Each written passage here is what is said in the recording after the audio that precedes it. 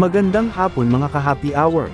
Narito ang mga balita para sa MBC TV Network News Update, 5 PM edition. Good news sa mga motorista.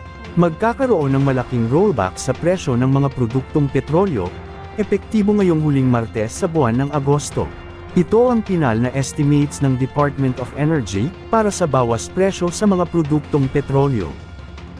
Ayon sa DOE, nasa 1 peso and 90 centavos per liter, ang produkto ng diesel, 1 peso and 15 centavos per liter, ang presyo ng gasolina, at 1 peso and 85 centavos per liter naman, sa kada litro ng kerosene.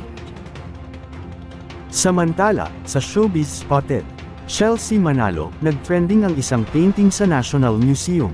Ibinahagi ni Miss Universe Philippines 2024 Chelsea Manalo, ang ilan niyang kuha na inspired sa painting ng national artist na si Fernando Amorsolo. Sa kanyang Instagram post, sinabi ni Chelsea, "The dream of going back to simpler and more innocent times." Dagdag niya pa, "The dalagang bukid was Fernando Amorsolo's muse of ideal Filipina beauty."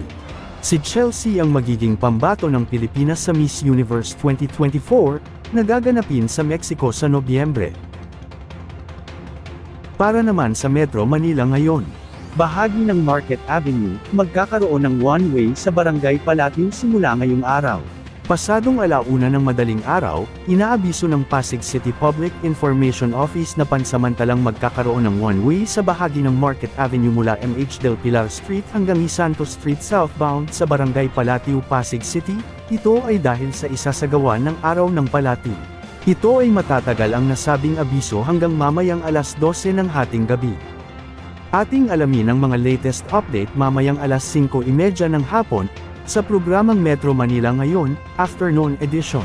At yan ang mga balita para sa MBC TV Network News Update, 5 PM edition.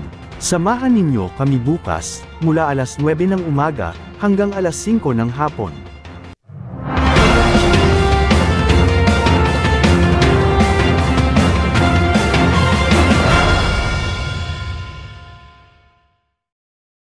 Mga ka-happy hour, kung gusto mong manood ang mga balita sa MBC TV Network News Update, mag-subscribe sa aming YouTube channel, i-like ang aming Facebook page, at i-follow sa aming TikTok account.